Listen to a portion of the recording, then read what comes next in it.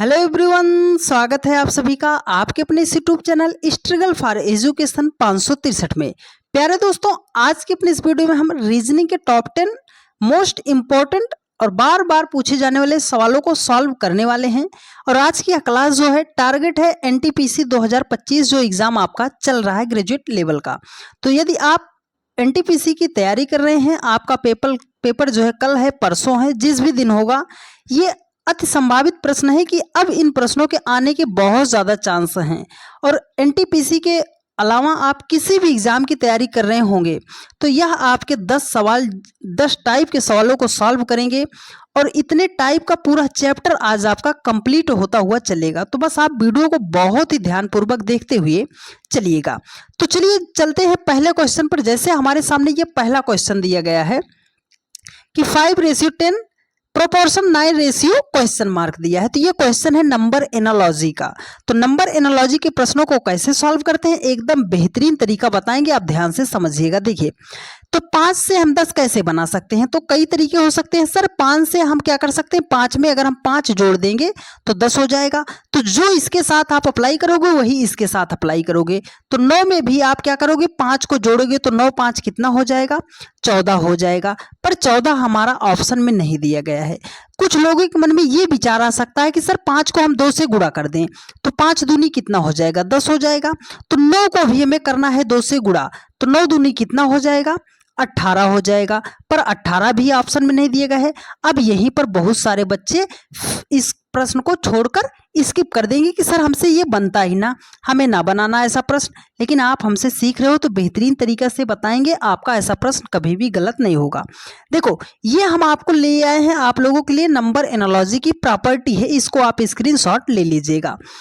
जब भी आपके सामने ऐसा प्रश्न आता है तो आपको प्लस माइनस इंटू करके नहीं चेक करना, आपको एक क्रम से चेक करना है। सबसे पहले चेक करना है प्राइम नंबर को, ठीक है।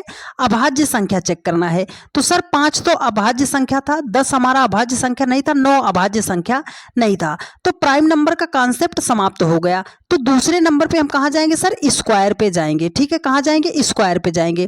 तो सर 5 है, 5 का हम कर दें स्क्वायर, 5 का हम कर देंगे स्क्वायर, 5 का स्क्वायर करेंगे तो 50 कितना हो जाएगा, 25 हो जाएगा।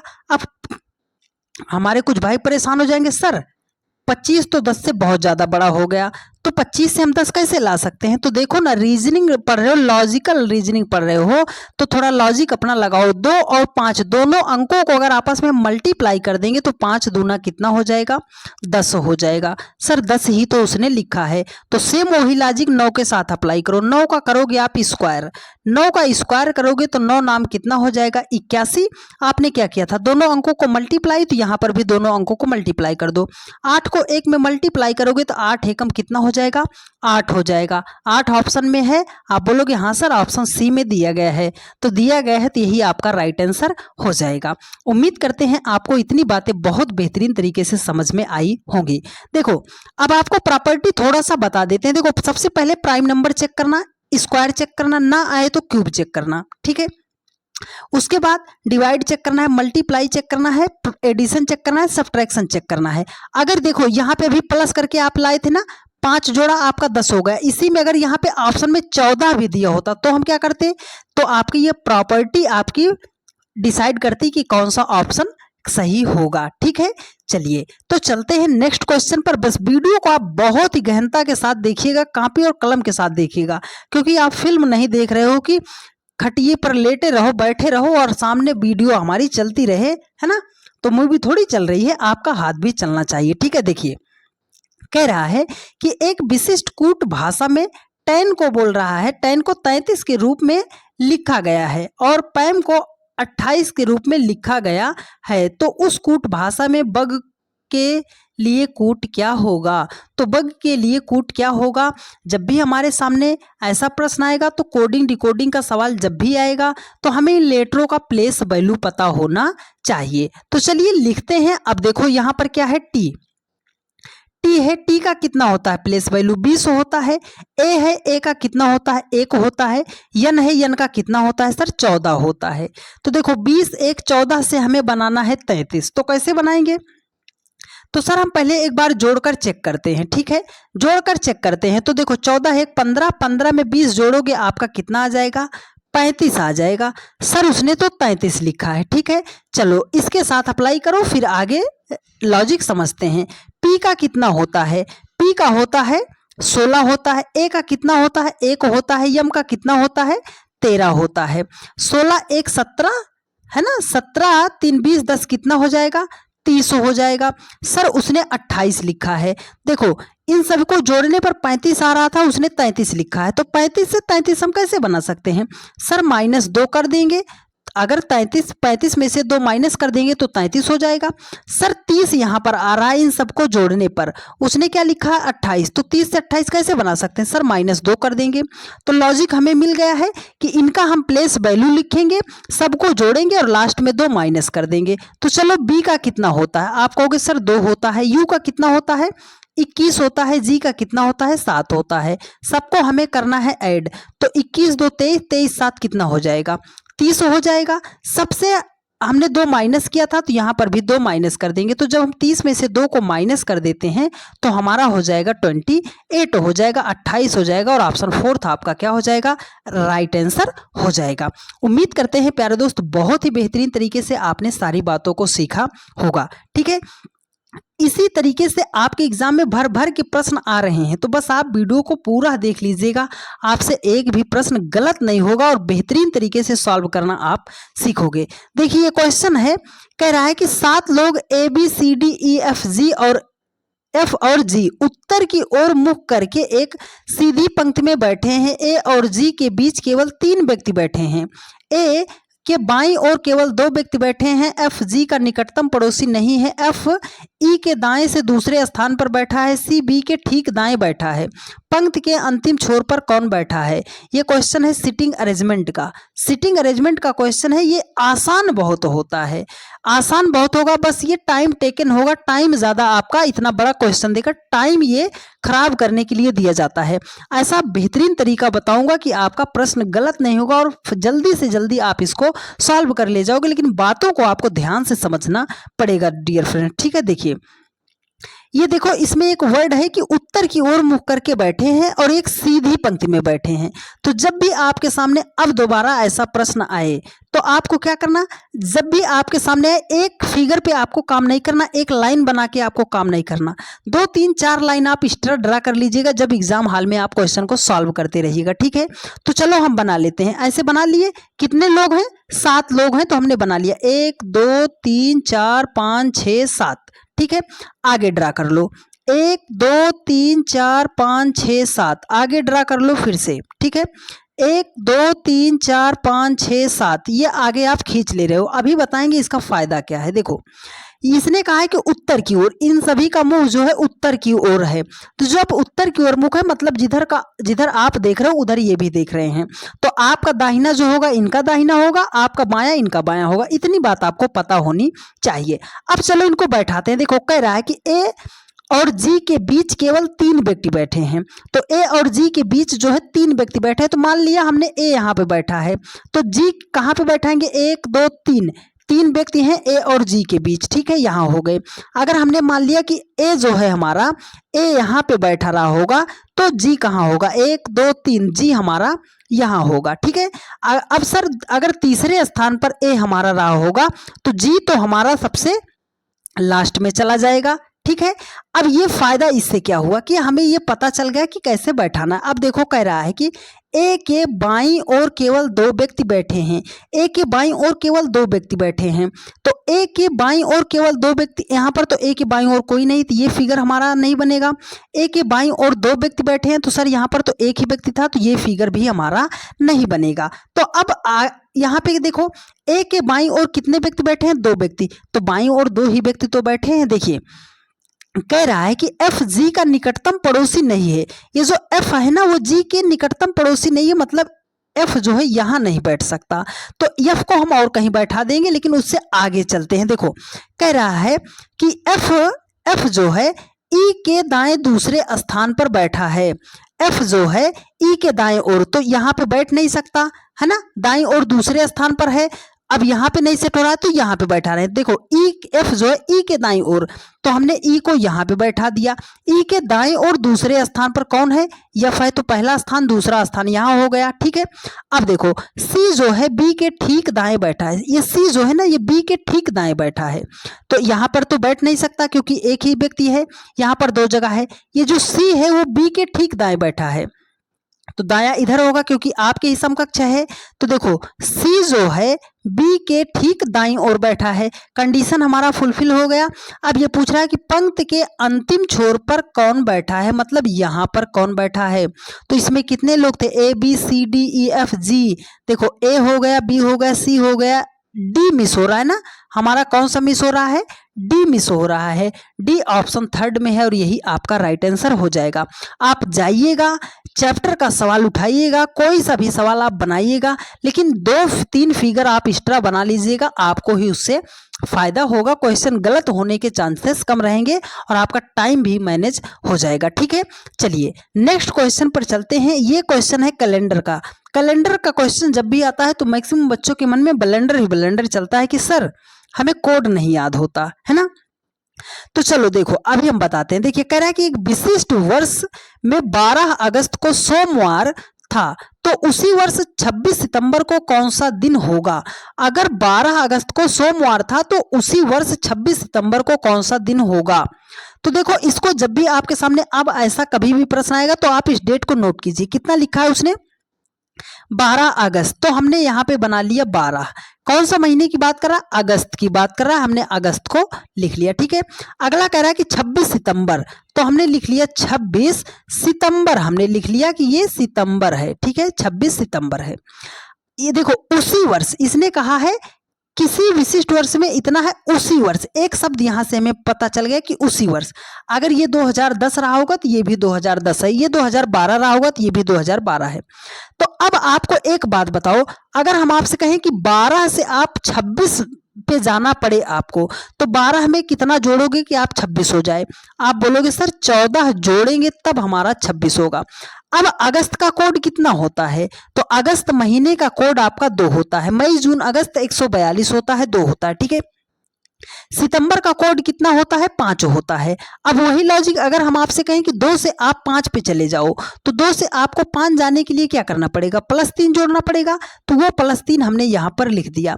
अब देखो ये भी प्लस ए भी प्लस, तो 14 में अगर हम 3 को जोड़ेंगे तो हमारा कितना हो जाएगा, ये हो जाएगा +17। हमें दिन निकालना है, ये 17 है, दिन हमें निकालना है।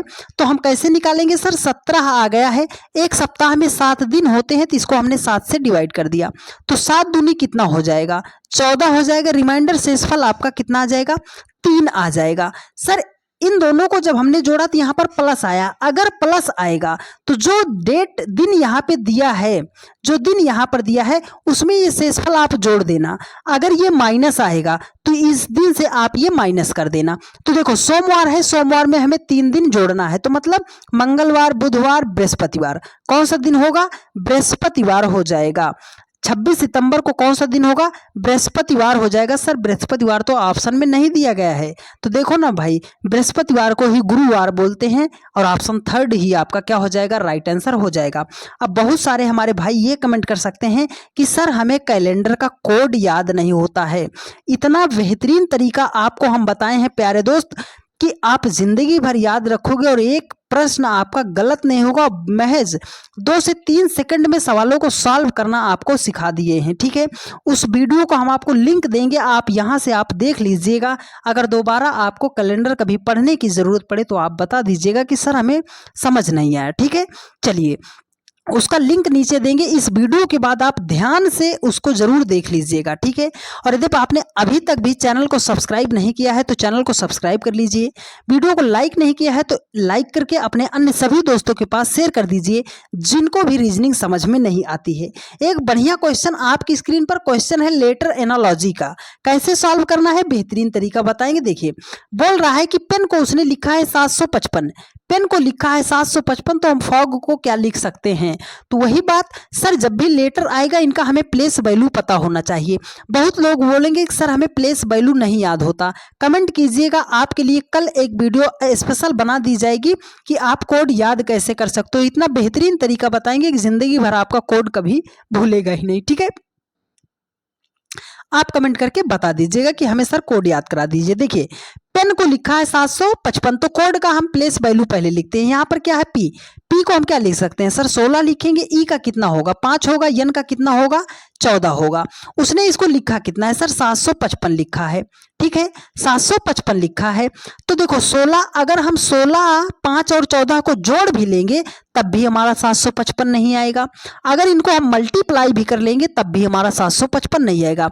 मतलब बहुत दूर दूर लिखा है। तो एक लॉजिक हमें यहाँ दिख रहा है कि अगर 5 को उसने 5 ही लिखा हो तो सर हम क्या कर सकते हैं, 16 को 7 कैसे बना सकता है। वही बात हम बताएं कि लॉजिकल रीजनिंग पढ़ रहे हो तो आपको लॉजिक सेट करना आना चाहिए। अगर हम बोल रहे हैं कि 6 और 7 को, अगर 6 और 1 को अगर हम जोड़ ले रहे हैं तो 6 1 कितना हो जाएगा 7 हो जाएगा। उसी प्रकार से 4 और 1 को जोड़ेंगे तो 4 1 कितना हो जाएगा 5 हो जाएगा। लॉजिक हमें मिल गया ना कि जिसमें डबल डिजिट है उन डबल डिजिट को जोड़कर एक सिंगल डिजिट बना लेना। ठीक है, और जिसमें सिंगल डिजिट है उसको ऐसे रहने देंगे। तो देखो यहाँ पर एफ का कितना होता है 6, ओ का कितना होता है 15, जी का कितना होता है 7 होता है। तो सर 6 है तो 6 ही लिखेंगे, सिंगल डिजिट है, 7 है तो 7 ही लिखेंगे। लेकिन यहाँ पर 15 है तो 15 में 2 डिजिट है और दोनों को हम ऐड करेंगे तो 5 1 कितना हो जाएगा 6 हो जाएगा। तो हो जाएगा 667। मतलब फॉग को क्या लिखा जाएगा 667 लिखा जाएगा। ऑप्शन ए में है और यही आपका राइट आंसर हो जाएगा। ठीक है, उम्मीद करते हैं प्यारे दोस्त बहुत ही बेहतरीन तरीके से आपने सीखा होगा। चलिए नेक्स्ट क्वेश्चन पर चलते हैं। एक बहुत ही बेहतरीन सवाल है, आइए इसको आपको सॉल्व करना बताते हैं। देखिए कह रहा है कि निम्नलिखित में से कौन सा अक्षर समूह दी गई श्रृंखला को तार्किक रूप से पूरा करने के लिए प्रश्न चिन्ह को प्रतिस्थापित कर सकता है। मतलब इस क्वेश्चन मार्क के स्थान पर कौन सी संख्या होगी। कैसे सॉल्व करना है, ये क्वेश्चन है श्रृंखला का, सीरीज का क्वेश्चन है, नंबर सीरीज का। तो हमें प्लेस वैल्यू पता होना चाहिए डियर फ्रेंड्स। पूरे लॉजिकल रीजनिंग में 8 से 10 क्वेश्चन ऐसा आएगा कि आपको जो है इसका प्लेस वैल्यू पता ही होना चाहिए, नहीं तो आप गलती करोगे। तो देखो यहाँ पे अगर हम प्लेस वैल्यू लिखते हैं तो सर पी का हमारा 16 होता है, एस का हमारा 19 होता है, यू का हमारा 21 होता है, जी का हमारा 7 होता है, बी का हमारा 2 होता है, यल का हमारा 12 होता है। यहाँ पर लिखा है ओ का हमारा 15 होता है, टी का हमारा 20 होता है, टी का हमारा 20 होता है। इसने लिखा है एफ को 6 लिखेंगे, सी को हम 3 लिखेंगे, के को 11 लिखेंगे। लॉजिक लगाने का प्रयास करते हैं कि लॉजिक क्या बनेगा। देखो सीरीज का प्रश्न आए तो एक एक नंबर को हम देखेंगे। देखो अगर हमें 16 से 7 बनाना पड़े तो हम क्या करेंगे, 16 से अगर हमें 7 बनाना है तो हम क्या करेंगे सर -9 करेंगे। 16 से 9 घटाएंगे तब भी हमारा 7 आएगा। अगर अब इस लास्ट को देखो 15 से अगर हमें 6 बनाना है तो 9 माइनस करना पड़ेगा। ठीक है, 15 से 6 बनाना है तो 9 माइनस करना पड़ेगा। अगर यहाँ पे क्या है 19 है ना, 19 से हमें 2 बनाना है तो 17 माइनस करना पड़ेगा। ये आपको ध्यान देना है, 19 से अगर हमें 2 बनाना है तो 17 माइनस करना पड़ेगा। ठीक है, अगर 20 से हमें 3 बनाना है तो 17 माइनस करना पड़ेगा। ठीक है, 17 माइनस करना पड़ेगा। तो 17 तो हम माइनस कर देंगे ये, ठीक है 17 माइनस कर देंगे। अब ये देखो अगर 21 से हमें 12 बनाना है तो 21 से 12 बनाने के लिए हम क्या करेंगे सर, 21 से अगर हम 9 माइनस करेंगे तो 12 हो जाएगा। 20 से अगर हमें 11 बनाना है तो 9 माइनस करना पड़ेगा। मतलब क्या हुआ है सर कि देखो पहले उसने क्या किया 9 माइनस किया है, पहली संख्या से 9 माइनस किया है। ठीक है, तो अगर यहाँ पर क्या है 7 है, 7 से हम 9 माइनस करेंगे तो हमारा तो सर -2 आ जाएगा। अब बहुत सारे बच्चे परेशान कि माइनस, अगर हम इससे 9 माइनस कर दे रहे हैं तो -2 आ जाएगा। -2 के स्थान पर क्या होगा, नहीं तो -2 के स्थान पर नहीं जाना आपको। जी है, जी से आप 7 अंक पीछे आओगे, कहाँ पहुंचोगे, जी से आप 7 अंक पीछे आओगे, आप पहुंचोगे जेड पे। जेड से आपको कितना अंक पीछे आना है, 2 अंक पीछे आना है, तो आप कहाँ पहुंचोगे सर एक्स पे। एक्स वाई जेड कहाँ पहुंचोगे, एक्स पे पहुंच जाओगे। तो एक्स से कौन सा ऑप्शन शुरू है, ऑप्शन सी है। लेकिन हमें थोड़ा और लॉजिक्स पे चलना है, ठीक है। देखो यहाँ पर क्या है, यल है, यल से 9 माइनस करोगे, यल का 12 होता है, 12 से 9 माइनस करोगे आप पहुंचोगे 3 पे। 3 पे कौन सा लेटर आता है, आप बोलोगे सर सी आता है। एक्स से शुरू हो और सी पे समाप्त हो तो वो तो ऑप्शन थर्ड में है और यही आपका राइट आंसर हो जाएगा, ठीक है। आपको प्लेस वैल्यू अगर पता होगा तो आप बेहतरीन तरीके से सॉल्व कर ले जाओगे। चलिए एक बढ़िया सवाल, इसका जवाब आप देने का प्रयास कीजिएगा। देखिए कह रहा है कि 4 शब्द दिए गए हैं जिनमें से 3 किसी न किसी तरीके से एक समान है और एक असंगत है। उस असंगत शब्द का चयन कीजिए। मतलब इसमें से 4 दिए गए हैं, 3 एक प्रकार से समान हैं, एक कोई अलग है, उसे हमें निकालना है कि कौन सा अलग है। तो लिपिक है, न्यायालय है, योद्धा है, अभिनेता है, इन चारों में से कौन सा अलग है। तो देखो लिपिक क्या होता है, जो हम बोलते हैं टाइप राइटर जिसको बोलते हैं, जो लिखने का कार्य करता है, ठीक है। योद्धा जो होता है वो लड़ने का कार्य करता है, अभिनेता जो होता है वो एक्टिंग करता है। मतलब ये तीनों पे जिस पे हमने टिक किया, ये तीनों क्या है, एक व्यवसाय से रिलेटेड है। क्या है, एक व्यवसाय से रिलेटेड है, एक कि हमारा कोई काम धंधे से रिलेटेड है। लिपिक का कोई काम है तो टाइपिंग करेगा, योद्धा है तो वो लड़ने का काम करेगा, अभिनेता है तो वो एक्टिंग करेगा। लेकिन न्यायालय क्या है, आप बोलोगे सर न्यायालय तो एक स्थान है ना, न्यायालय क्या है, एक स्थान है। तो सिंपली ऐसे समझो कि ये तीनों काम जो है एक प्रकार से व्यवसाय है कि हम कुछ काम कर रहे हैं, लेकिन ये न्यायालय जो है ये हमारा स्थान है, ठीक है।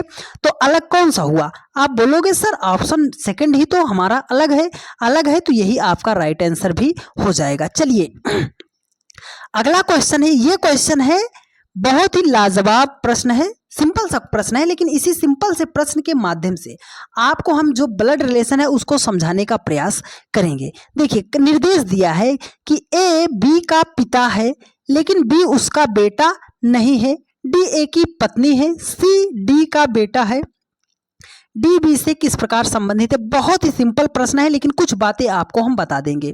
देखो जब भी आपके सामने ब्लड रिलेशन का प्रश्न आए इसको आप स्वयं के ऊपर लेकर सॉल्व कीजिएगा। स्वयं के ऊपर मतलब ये मान लो आप हो, अब बोला वो पिता, तो पिता जैसे बोला तो आपके ऊपर ही पिता होंगे। जैसे वो बोला आपका बेटा, तो वो तो सर बेटा हमारे बाद ही आएगा। अगर वो बोला माँ, तो माँ हमारी जो है वो तो पिता के समकक्ष हो जाएंगी, ठीक है।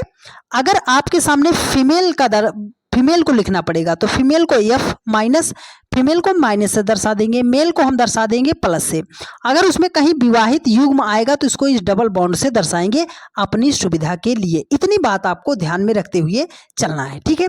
आइए सॉल्व कर देते हैं इस प्रश्न को। देखिए कह रहा है कि ए जो है बी का पिता है। अगर हमने मान लिया कि ए है, ए रुको इसे ऊपर थोड़ा बना देते हैं कि ए जो है वो क्या है, बी का पिता है, बी का पिता ए है तो ए का बेटा बी होगा, और जैसे ही बेटा होगा बी कहाँ जाएगा, नीचे जाएगा, है ना।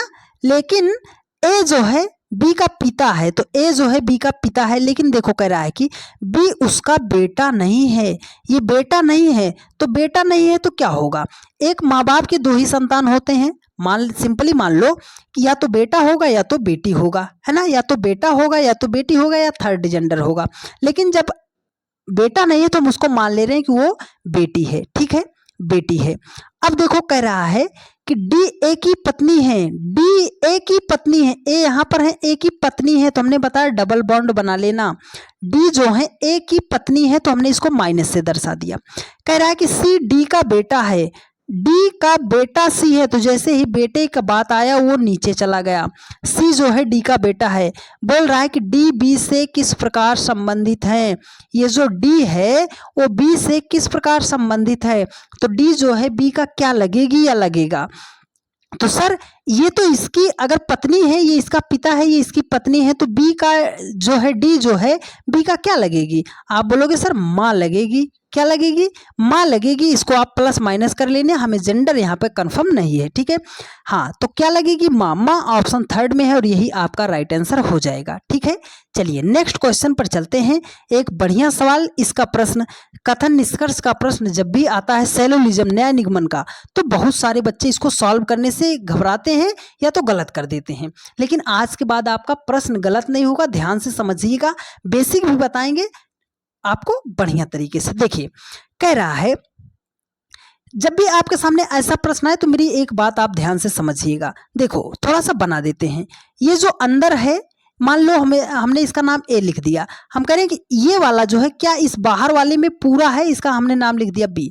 ये अंदर वाला बाहर वाले में पूरा है या नहीं है, तो आप बोलोगे सर ये जब इसके अंदर ही कैद है तो ये अंदर पूरा ए जो है ये बी है। मतलब जब अंदर से बाहर की तरफ जाएंगे तो वहां पे रिलेशन लगेगा सभी का, कि सभी ए जो है क्या है, बी हैं। अगर हम आपसे कहें कि सभी बी ए हैं तो आप बोलोगे हो सकता है, हो भी नहीं सकता। तो बाहर से अंदर की तरफ जब भी जाएगा तो वहां पे क्या लगेगा, कुछ का रिलेशन दर्शाया जाएगा, ठीक है। एक दूसरा केस, हमने कह दिया कि ए, सभी ए जो हैं वो बी हैं, सभी ए जो हैं वो बी हैं, सभी ए जो हैं वो बी हैं। हमने कह दिया कि कोई भी बी जो है वो सी नहीं है, ये कोई भी बी जो है ये सी नहीं है। तो अब हम आपसे कहें क्या कुछ ए जो है बी हैं, तो आप कैसे अपना कॉमन सेंस यूज करोगे कि सर सारा ए जो है बी है। अब वो बोल दिया कि कोई बी जो है सी है, ये नहीं है, तो सारा ए भी हमारा सी नहीं होगा। ये बात आपको ध्यान में रखते हुए चलना है। आइए सवाल पे अप्लाई करते हैं। देखो कह रहा है कि कोई भी कार, जितनी भी कार है वो लाल नहीं है। तो हमने कहा जितनी भी ये हमारी कार है, ये एक भी कार जो है ये लाल नहीं है, मतलब कोई भी कार जो है ये लाल नहीं है। कह रहा है कि सभी लाल नीली हैं, ये जितनी भी लाल हैं ये सब क्या हैं, नीली हैं, सभी लाल क्या हैं, नीली हैं। अब कह रहा है कि कुछ नीली कार नहीं है, कुछ नीली कार नहीं है, तो अब इस पे हम लॉजिक कैसे लगाएंगे, थोड़ा सा अपने दिमाग को ठंडा करके रखना। देखिए कह रहा है कि कुछ नीली जो है कार नहीं है, हमने कहा कि सभी लाल जो है वो नीली हैं, तो कुछ नीली कार नहीं है। हाँ, क्योंकि जितनी लाल हैं वो नीली तो हैं, लेकिन कोई भी लाल क्या होगा, कार नहीं होगा, है ना। तो पहला तो ऑप्शन सही हो जाएगा। देखो कोई भी लाल जो है कार नहीं है, कोई भी लाल कार नहीं है, तो उसने पहले ही लाइन में बोल दिया कि कोई भी कार लाल नहीं है, तो कोई भी लाल जो है कार नहीं है, नहीं होगा, तो सेकंड भी आपका सही हो जाएगा ना। तो मतलब क्या होगा कि पहला भी निष्कर्ष सही अनुसरण करता है, दूसरा भी निष्कर्ष अनुसरण करता है, मतलब दोनों अनुसरण करते हैं, तो ये हो जाएगा ऑप्शन फर्स्ट में, और यही आपका राइट आंसर हो जाएगा, ठीक है। चलिए नेक्स्ट क्वेश्चन पर चलते हैं। ये क्वेश्चन है मिसिंग नंबर का, बहुत ही बढ़िया सवाल है, बहुत ज़्यादा बच्चों को परेशान करता है, लेकिन आज के बाद आप परेशान नहीं होना। देखो कह रहा है कि लुप्त संख्या ज्ञात कीजिए, हमें इस क्वेश्चन मार्क के स्थान पर संख्या ज्ञात करनी है। तो जब भी अब आपके सामने ऐसा प्रश्न आएगा तो मेरी सबसे पहले एक बात आप नोट करके लिखिएगा कि जिधर बड़ी बड़ी संख्या दी गई होगी उधर को ही हमें सवाल को सॉल्व करना पड़ेगा। जिधर बड़ी बड़ी संख्या दी गई होगी उधर को ही हमें सवाल को सॉल्व करना है, और जब भी छोटी छोटी संख्या से बड़ी संख्या बनाई जाएगी तो मल्टीप्लाई, स्क्वायर और क्यूब आप ध्यान में रखते हुए चलिएगा। तो चलिए लगाते हैं इस सवाल को। देखो संख्या किधर बड़ी है, सर 14 है, 24 है, इस रो में संख्या बड़ी दिख रही है तो इधर को ही सॉल्व करना है। देखो 8 2 से 14 बनाना है, तो कैसे बनाएंगे, अगर 8 2 को मल्टीप्लाई कर दें तो 8 दूनी कितना हो जाएगा, 16 हो जाएगा। हमें 14 लाना है तो 2 माइनस कर देंगे, हमारा 14 हो जाएगा। 9 और 3 से 24 बनाना है, तो 9 3 को अगर हम मल्टीप्लाई कर दें तो 9 3 कितना हो जाएगा, 27 हो जाएगा। हमें 24 लाना है तो 3 माइनस कर देंगे तो हमारा 24 हो जाएगा। सर यहाँ पर 2 माइनस किया, यहाँ पर 3 माइनस किया, लॉजिक कहाँ है, देखो ये 2 आया कहाँ से, सर ये सेकंड वाली संख्या है, ये 3 आया कहाँ से? सर ये सेकंड वाली संख्या है। तो लॉजिक हमें मिल गया कि इस दोनों संख्या को कर दो मल्टीप्लाई। तो 5 को 4 में मल्टीप्लाई करोगे तो 5 चौके हो जाएगा 20, माइनस क्या करेंगे सर? ये सेकंड वाली संख्या। तो 20 में से 4 को जब हम माइनस करेंगे हो जाएगा हमारा 16 हो जाएगा। 16 ऑप्शन बी में है और यही हमारा राइट आंसर हो जाएगा। उम्मीद करते हैं प्यारे दोस्त बहुत ही बेहतरीन तरीके से पूरा सेशन आपको बढ़िया तरीके से समझ में आया होगा। यदि आपको सारी बातें समझ में आई हैं और आप चैनल पे नए हैं तो चैनल को आप तो सबसे पहले सब्सक्राइब कर लीजिए। उसके बाद आपके समकक्ष जो भी आपके साथी गण हैं, दोस्त हैं, हित मित्र, सखी सहेली, संबंधी हैं, जो भी कंपटीशन की तैयारी करते हैं, जिनको भी रीजनिंग समझने में दिक्कत होती है, आप उन तक यह वीडियो हमारे कहने से ज़रूर शेयर कर दीजिएगा। आपसे हम्बल रिक्वेस्ट है। और पूरा सेशन आपको कैसा लगा है, क्या आपको सारी बातें समझ में आई हैं, आप एक प्यारा सा कमेंट करके ज़रूर बता दीजिएगा। और डेली की रात 8:45 पर यह क्लास चलती है, तो जहाँ कहीं पर भी आप रहा कीजिएगा 8:45 पर आप आके जुड़ जाया कीजिएगा। टाइम नोट कर लीजिएगा 8:45, ठीक है, 8:45। मिलते हैं आप लोगों से नेक्स्ट वीडियो में। धन्यवाद।